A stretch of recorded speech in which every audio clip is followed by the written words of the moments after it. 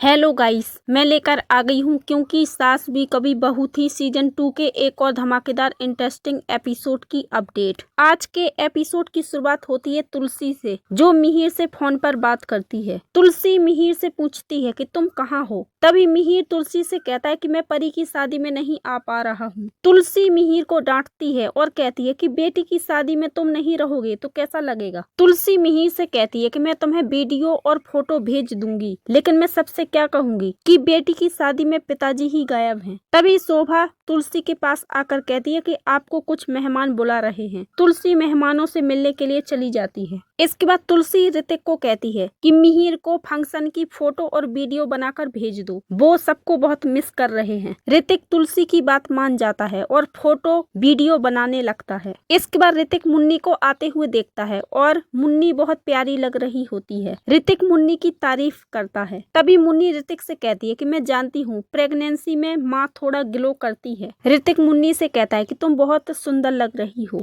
मुन्नी ऋतिक से कहती है कि हमारे गांव में ऐसा बोलते हैं कि अगर माँ ज्यादा सुंदर लग रही है इसका मतलब बेटा होगा, और अगर माँ कम सुंदर लग रही है इसका मतलब है बेटी होगी, क्योंकि माँ अपनी सारी सुंदरता अपनी बेटी को दे देती है। इसके बाद ऋतिक और मुन्नी के बीच नोकझोंक होती है और ऋतिक मुन्नी से कहता है कि वैसे तुम ज्यादा सुंदर नहीं लग रही, इसका मतलब हमारी बेटी होगी। इसके बाद ऋतिक कहता है कि कोई फर्क नहीं पड़ता, लड़का हो या लड़की, हम दोनों से ही उतना ही प्यार करेंगे। तभी ऋतिक को तुलसी की आवाज आती है और ऋतिक वीडियो बनाने के लिए चला जाता है। इसके बाद देव सलोनी को देखकर कहता है कि तुम भी आज बहुत अच्छी लग रही हो। सलोनी चिढ़कर वहाँ से चली जाती है और देव कहता है कि होगा तो मेरा बेटा ही। ऋतिक मुन्नी को डांस के लिए बुलाता है और करण नंदिनी को फोन करके कहता है कि जल्दी से आओ, यहाँ पर फंक्शन शुरू हो गए हैं। और शोभा मेहंदी लगवाने के लिए बैठ जाती है। ऋतिक वीडियो बनाकर मिहिर को सारी चीजें दिखा रहा होता है कि यहाँ पर क्या क्या हो रहा है। मुन्नी आर्यन के माता पिता को चाय नाश्ते के लिए ले जाती है। वहीं मेहंदी आर्टिस्ट परी से पूछती है कि आपके हाथ पर क्या नाम लिखना है। परी खोई हुई होती है और पूछती है आपने कुछ कहा। मेहंदी आर्टिस्ट कहती है कि आपके होने वाले पति का नाम क्या है। तभी परी मेहंदी आर्टिस्ट से कहती है कि आप सिर्फ ए लिख दीजिए। परी इमोशनल हो जाती है और तभी अजय अपनी फैमिली के साथ बिरानी हाउस आता है। इसके बाद परी को याद आने लगता है कि उसने अजय से कहा था कि मैं तुमसे शादी नहीं कर सकती, लेकिन जिंदगी भर तुम्हारी दोस्त बनकर रह सकती हूँ। और परी एक के बाद एक अजय के साथ बिताए हुए सारे पलों को याद करने लगती है। इंदिरा परी से मिलती है और परी की तारीफ करती है, आज तुम बहुत अच्छी लग रही हो। इसके बाद आर्यन भी वहाँ आता है। अजय अपनी माँ इंदिरा को बताता है कि ये आर्यन है जिससे परी की शादी होने वाली है। इसके बाद इंदिरा तुलसी से मिलने के लिए चली जाती है और आर्यन की माँ उसे मेहमानों से मिलवाने के लिए बुलवाती है। अब सिर्फ परी और अजय आमने सामने बैठे हुए होते हैं। अजय परी के हाथ की मेहंदी देखता है और उस पर ए नाम देखकर इमोशनल हो जाता है और परी से कहता है कि तुमने आर्यन के नाम का ए लिखवाया है। इसके बाद अजय परी से कहता है कि तुम्हें याद है ना, तुमने पहले मेरे लिए भी अपने हाथ पर ए लिखवाया था। परी को अजय के साथ अपनी मेहंदी वाला दिन याद आता है। परी और अजय दोनों इमोशनल हो जाते हैं और आर्यन नोटिस करता है कि अजय के आने के बाद परी थोड़ी इमोशनल हो गई है। इसके बाद आर्यन परी के पास आता है और पूछता है कि क्या हुआ, तुम ठीक तो हो ना। परी बात को संभालते हुए कहती है कि कुछ नहीं, सब कुछ ठीक है। और परी आर्यन से कहती है कि अजय और उसका परिवार यहाँ है तो तुम्हें कोई प्रॉब्लम तो नहीं है ना। आर्यन परी से कहता है कि हमें अजय और उसकी फैमिली से कोई प्रॉब्लम नहीं है। परी आर्यन को अपनी मेहंदी दिखाती है। इसके बाद तुलसी परी और आर्यन को रिंग सेरेमनी के लिए बुलाती है, क्योंकि जल्दबाजी में तुम दोनों ने एक दूसरे को सगाई की अंगूठी भी नहीं पहनाई है। इसके बाद रिंग सेरेमनी शुरू होती है और ऋतिक वीडियो बनाने लगता है। तुलसी नोटिस करती है कि परी अजय की तरफ देख रही है और बिल्कुल भी खुश नजर नहीं आ रही। इसके बाद आर्यन और परी एक दूसरे को अंगूठी पहनाते हैं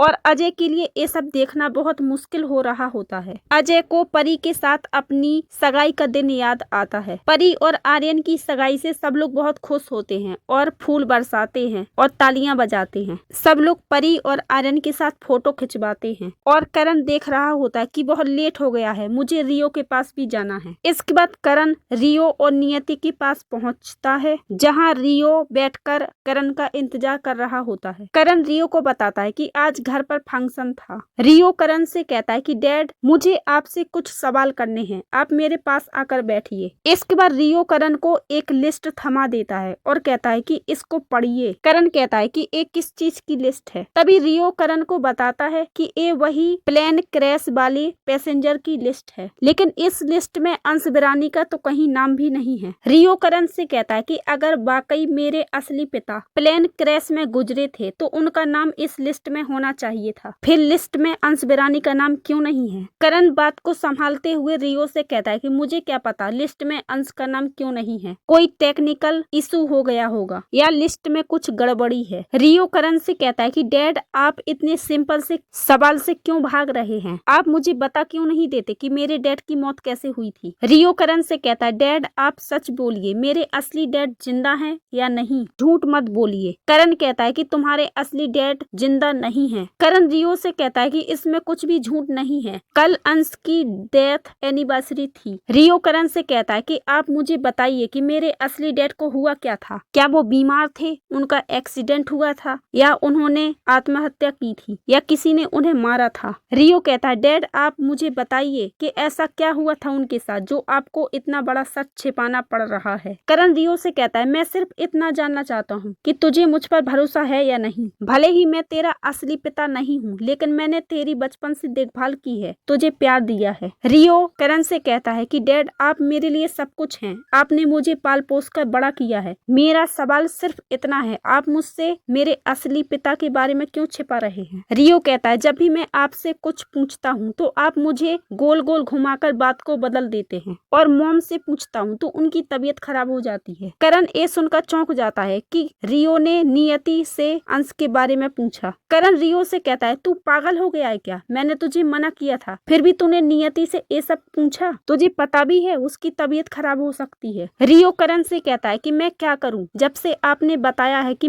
आप मेरे असली डैड नहीं है, मेरे पैरों के नीचे से जमीन खिसक गई है, मुझे रात न दिन चैन नहीं है। मैं सिर्फ ये जानना चाहता हूँ मेरे असली पिता की मौत कैसे हुई थी। करण कहता है कि सच्चाई जानकर भी कुछ भी हासिल नहीं होगा, अंश अब वापस नहीं आएगा। करण कहता है कि अगर तू मुझ पर थोड़ा सा भी भरोसा करता है तो मेरी बात मान ले कि तेरे पिता अब इस दुनिया में नहीं है और यही सच है, और मैं ही तेरा डैड हूँ। इसके बाद करण रियो से कहता है तू मुझसे वादा कर, तू आज के बाद अंश की मौत कैसे हुई थी इस बारे में पता लगाने की कोशिश नहीं करेगा और किसी से भी कुछ नहीं पूछेगा। रियो करण से वादा करता है और कहता है कि मैं आज के बाद आपसे अंश बिरानी के बारे में कुछ भी नहीं पूछूंगा। दूसरी तरफ बिरानी हाउस में ऋतिक मिहिर के लिए वीडियो बना रहा होता है। तभी करण भी वहां आता है और नंदिनी करण से डेकोरेशन के बारे में पूछती है, लेकिन करण का ध्यान कहीं और ही होता है। इसके बाद नंदिनी करण के पास जाकर कहती है क्या हुआ, तुम ठीक तो हो ना। करण कहता है सब कुछ ठीक है। नंदिनी कहती है मैंने तुमसे झूमर के बारे में पूछा था, तुमने ध्यान ही नहीं दिया। करण कहता है कि डेकोरेशन बहुत अच्छी है, वो क्या है ना मैं थोड़ा थक गया हूँ। नंदिनी करण को आराम करने के लिए कहती है और कहती है कि तुम दो घरों पर सब कुछ संभाल रहे हो इसलिए थक गए हो। इसके बाद तुलसी को फिर से मिहिर का कॉल आता है और तुलसी को पता चलता है कि मिहिर परी की शादी में नहीं आ रहा है। तुलसी हैरान होकर मिहिर से पूछती है कि तुम परी की शादी में नहीं आओगे तो कन्यादान कौन करेगा। तुलसी कहती है कि मैं तुम्हें दोष नहीं दे रही, मैं जानती हूँ मौसम खराब है, एयरपोर्ट बंद है, लेकिन मैं घर में सबसे क्या कहूंगी। तुलसी मिहिर से कहती है कि मैं परी को समझाती हूँ कि पापा नहीं आ पाएंगे और फोन रख देती है। इसके बाद तुलसी देखती है कि परी अकेली खड़ी हुई है और उदास है, और तुलसी शोभा को इंदिरा बहन को कॉल करने के लिए कहती है, और इसी के साथ एपिसोड समाप्त होता है। गाइस आप लोगों को आज का एपिसोड कैसा लगा मुझे कमेंट करके जरूर बताइए। हर हर महादेव।